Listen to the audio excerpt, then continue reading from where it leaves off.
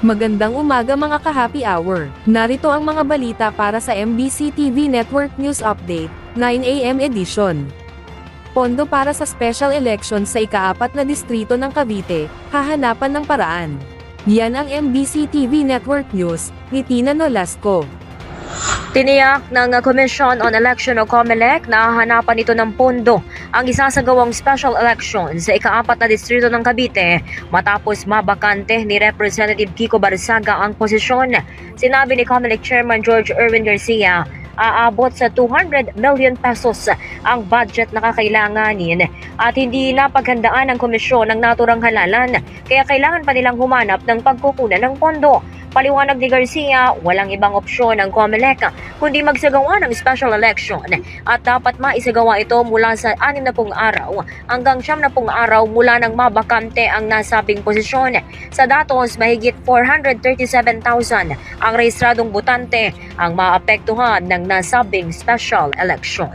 Para sa MBC TV Network News, ito si RH19 na Nolasco para sa DZRH, una sa Pilipinas, una sa Pilipino.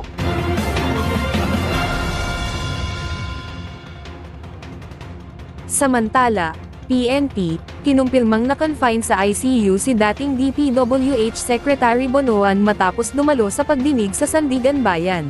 Kinumpirma ng Philippine National Police na na-confine sa Intensive Care Unit ng PNP General Hospital si dating Department of Public Works and Highways Secretary Manuel Bonoan matapos dumalo sa pagdinig sa Sandigan Bayan kahapon. Sa pulong balitaan sa Camp Crame, sinabi ni PNP Public Information Office Chief Police Colonel Allen Reyco, na batay sa ulat ng PNP Health Service, bandang alas 4 ng hapon nang dalhin si Bonoan sa ICU, matapos siyang maibalik mula sa Sandigan Bayan. Ayon kay Ko, dumaing si Bonoan ng matinding pananakit ng ulo, pagkahilo, at pananakit ng dibdib na posibleng may kaugnayan sa kanyang hypertension at edad. Lumitaw rin sa mga paunang pagsusuri ang abnormal cardiac biomarker results at posibleng coronary syndrome, kaya kinailangan siyang ilagay sa ICU para sa mas mahigpit na monitoring.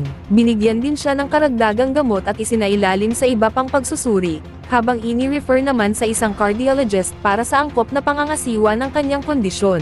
Nabatid na alas 11 kagabi nang mailipat si Bonoan sa isang pribadong ospital sa Pasig City, batay na din sa rekomendasyon ng PNP. Sa ngayon, hindi pa matukoy kung hanggang kailan siya mananatili doon at nakabinbin pa rin ang kanyang hiling para sa hospital arrest. I believe that would depend on his condition. Ito po ay minomonitor ng medical ng mga doctors of the Philippine National Police na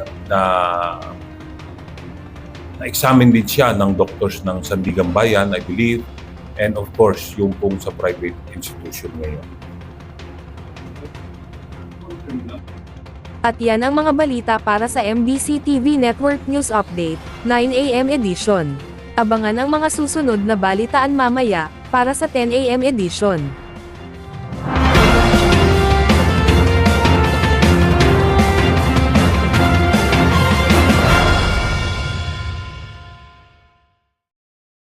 Mga ka-happy hour, kung gusto mong manood ang mga balita sa MBC TV Network News Update, mag-subscribe sa aming YouTube channel, i-like ang aming Facebook page, at i-follow sa aming TikTok account.